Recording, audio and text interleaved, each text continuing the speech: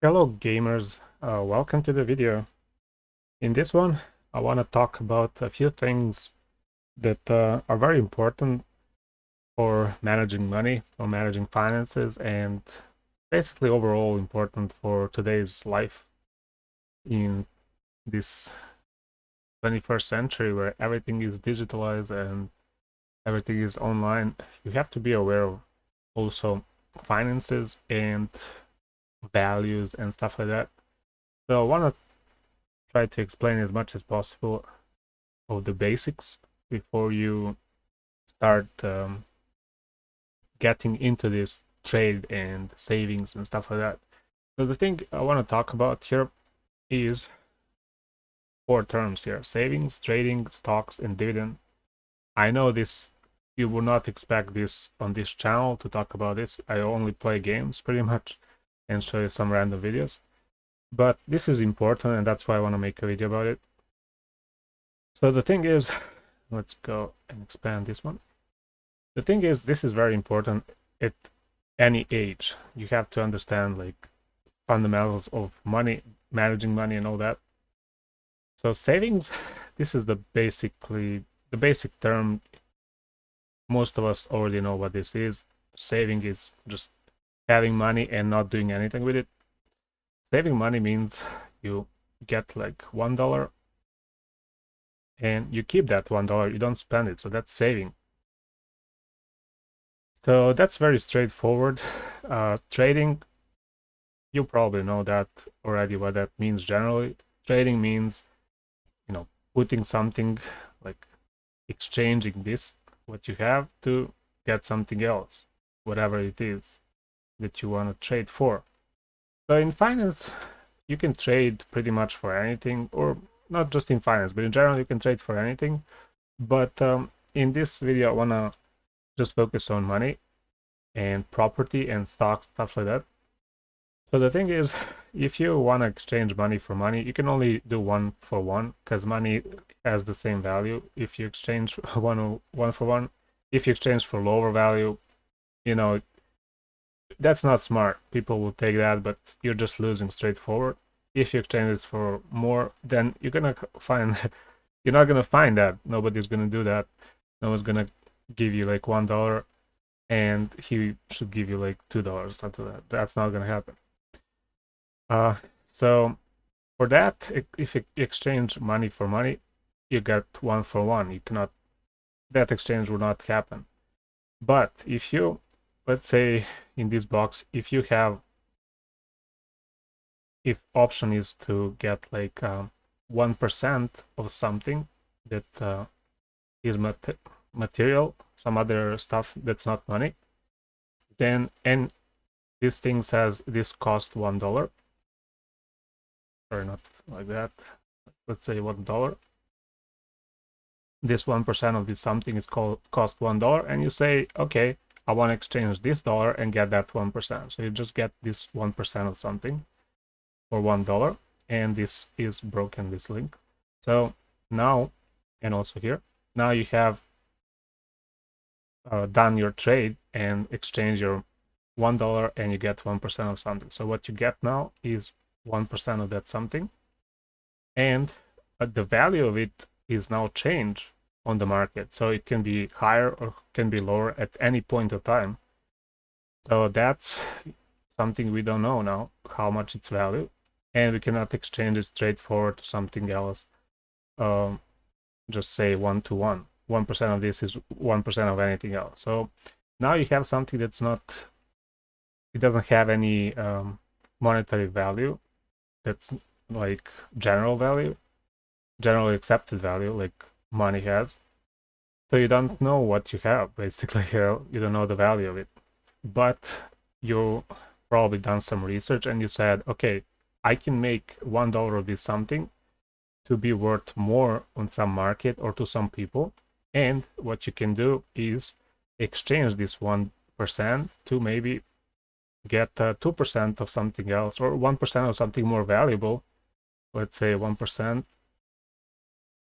of something else. But this 1%, if you exchange for 1%, this 1% you can now sell for more.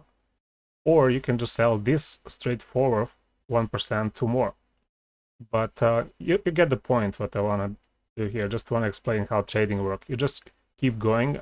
You can enter from, getting anything into this trade, or you can start with money and you can end up, basically there's no end to trade. Trading is just general thing of exchange. So this end can be also, let's say, $1 or any different value. So value does change in trade, value that you have. All right, and stocks, let's explain stocks. So basically, I said here 1% of something. This 1% can be a value or ownership of some item. So let's say you want to own a car, 1% of one car. Okay, this terrible car, whatever. But so you get 1% of a car, and okay, let's say 1% here. So you buy 1% of one car. That's your this percentage is stock of this car. Stock is actually just a general expression for part of something. Basically, 1% of a car would be you get a stock of this car. So there you go. That's how you can start learning the financial market and being aware, just getting to know these terms first. And from that point on, you can, as you research and get news all around you, you can start piling up knowledge more and more. So basically, this is what it is. So getting stocks, it can be from something that's a physical object. It can be a company. You can buy a firm, for example. This should be Windows, but basically what you can, this is also stock. You can get stock for 1% of some company, that's also stock. 1% of physical object is stock. 1% of, or percentage of anything, percentage of ownership of anything is also stock. There you go. This is like the basic term that's used. It's very general, but probably it's most very unknown compared to savings and trading. Those are basic, and these two are not. So let's go to dividend here. So dividend means if I own something, like, let's say, a car, this something should give me a return.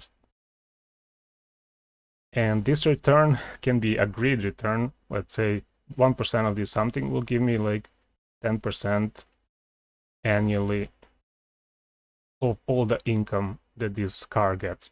But since this is just an object, doesn't do anything, it just can appreciate or depreciate. Only the return you can get is if this thing is sold or exchanged for money.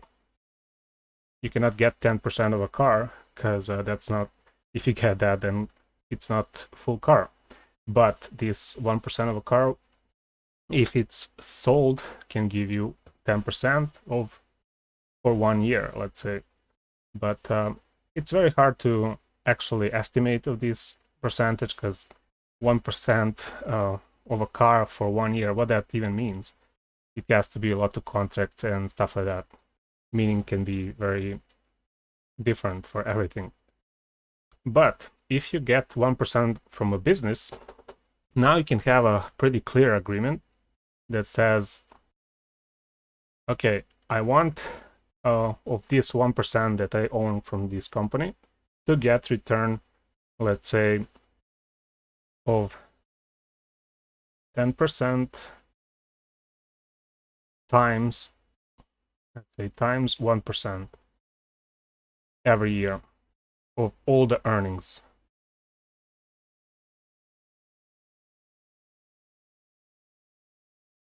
So this is what it's straightforward. This one is going to be very confusing with if you just have a physical object, if you hold stocks for that. But you're not going to find stock market for just objects unless it's like something like oil or something like that that's sold pretty much not like a object as is, but more like a chemical, stuff like that, or resources, natural resources, stuff like that. But businesses can be any business whatsoever. It can be, business of cars, just business that sells cars. If you own 1% of that, you have stocks of that company, and what you can agree to get from that business is return on your invest. You can get a return every year that's agreed before the trade. Before you buy this stock, you can say, okay, I agree, I will invest whatever is the cost for this 1%, let's say $1, and you're gonna get every year 10% times your percentage that you own, like 1%. So this is very basic terms and explanation, but there's also some other things that I want to talk about, and that is, if you look here in the middle, I just put some graph, very random. The thing is, all of these trade and terms pretty much are used also in financial market, where people trade value, like general value, and that can be monetary values printed, which are it's money pretty much. Can be physical objects like gold, like precious metal and stuff like that. And the value of those will be like price times amount of the gold or physical object, whatever it is. And that value can actually change over time on the market. People, for example, supply and demand also have a huge role. They basically direct the movement of this graph, or changes of this graph over time.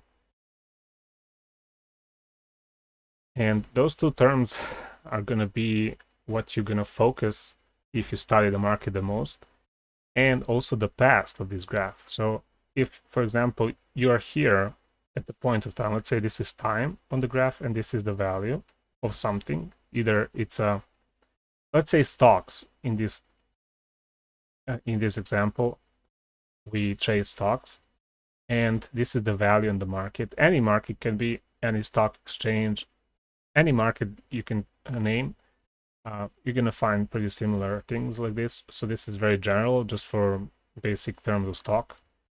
So we have value and you have over time. This value on the market can change over time, and it's mostly because of supply and demand, but also availability on the market and interest for the market. So if, for example, cars are popular, or let's say not car, but some companies, let's say companies, because stocks make more sense for companies, as I explained here below. Cars are it's very hard to do them in stock market, so mostly it's going to be like businesses and stuff like that. So let's take that example. So if a business is available in the market for trade of the percentage of stock, percentage of ownership, or percentage of company in general, then this value is going to change based on people who want to purchase percentage of ownership on that company. Maybe it's many people want to buy it, but it's too expensive. Owners don't want to accept lower price. So those things can really vary this graph. And what you need to understand, you're always at one point in time. That's always, time is always linear. It's always going in one direction. You cannot be in the past. But the good thing about past on this graph is it's already happened and it's already there. It's not going to change. So what you can do is you can use the past and hope to predict the future of this value, how it's going to change. So you're here and you know this part very well, all of this, but you don't know the future at all. You never know what's going to happen. So it's very volatile here. And you can use a research on supply and demand. You can research the past to predict the future. But my advice is not to do that. Is to stay away from studying graphs, because this is even if you study everything, this is still very volatile. So I cannot say how much it's volatile, what percentage of how much you're going to be accurate, but it's in general very volatile. You never know value of something, what it's going to be. So if you're in the market, do not get into the trade. That's my advice, of stuff that don't give you, that's very unpredictable, that's going to lose you value if you just buy a percentage of something. It can go down very much from here. It doesn't happen to be always like in upwards trajectory. If it's falling down, it can just keep going down or something like that. But all right, basically what you want to look into is dividend, basically meaning if you get to buy a percentage of some company, look of return of that investment in for the future. Like if you invest $1, that $1 is not just straight up exchange for a value or any value whatsoever, but there's also exchange. This value, it also can be from this value you can extract many more stuff. Like you can extract contracts maybe to get percentage return every year, percentage return every month, or stuff like that. And you can keep this value. So this value is not just straight up value, but also opportunity to get more stuff from it. For $1, you can exchange only 1-to-1. It's a agreed thing. But if you exchange money for something, then this something can hold its value, but also be exchanged. You can get something from it without losing this value. So if you are in the market and you find a company that is very linear with on the graph for a longer time, then volatility is very low. So for example, if the value is straightforward here, so value, it doesn't change, volatility is very low. But if there's some yield that gives you return, the risk doesn't go. Like if you're at this point of time, this company can just go down and lose the value. But what you need to look at is this thing. What can you get from this value at any point? It doesn't matter what can happen in the future. That's just the general value. But this thing should be more of interest to you, or stuff that is like holding value over time very well. Because you're not going to get anything from keeping your money into it or investing into it. If you just get into something that gives you return over time, that just can yield you more and more stuff over time, you get compound interest, which means you get 1%, for example, here, and that 1% you can pretty much reinvest and get more and more and more.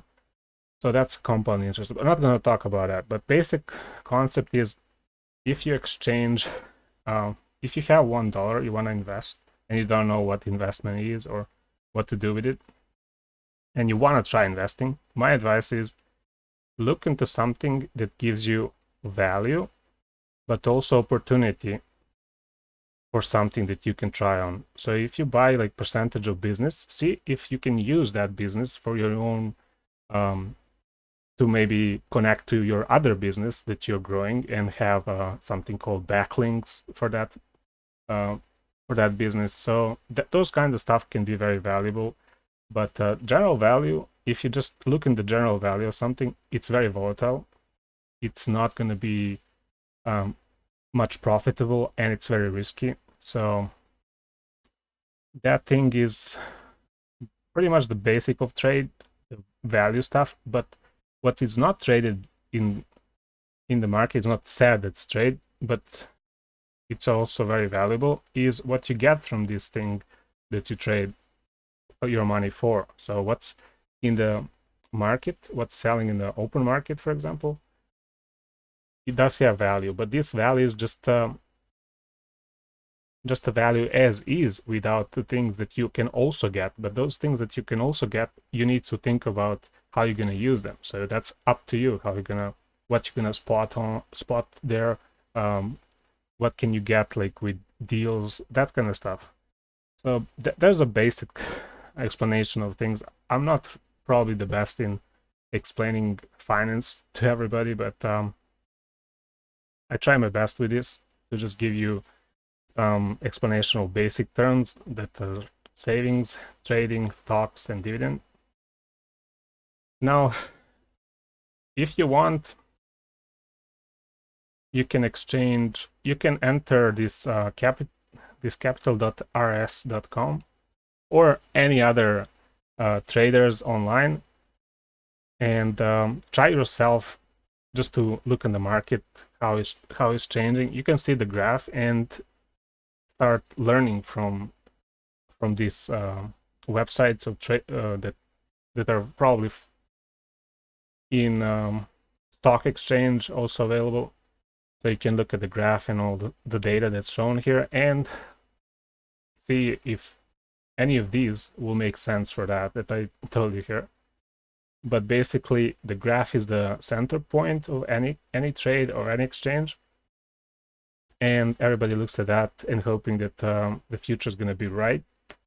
But the thing is, if you are to hope that something's going to be good, then you're entering very, very risky, let's say, risky path, and you don't know what's going to happen. But instead, think of it as a learning stuff. Think of it as something that's secure, that's already happened, that's sure. This thing is not going to change over time, for sure. And think of this graph that changes over time as something that's going to give you something that's never going to change. So the past is never going to change. And as the time goes, the thing that you learn, see if you learn, if your predictions are right, basically. As you learn, like if you look at the market and learn how supply and demand works, look at the past, and you realize why things go up and down in value. And look if you're in the near future, if you're correct with your knowledge. If you are, then this thing becomes less volatile to you, but less unpredictable to you.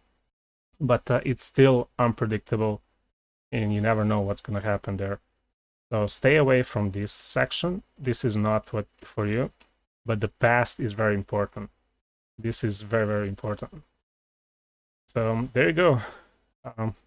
That's all I wanted with this video. Basically just rambling here with some basics about basic stuff, and hope you find this useful. If you did, leave a like. If you don't, just tell me in comments as well, or just don't say anything. I'm not a pro though. I would not expect a lot of satisfaction from you guys from this video, but it is what it is. Thanks for watching. Bye.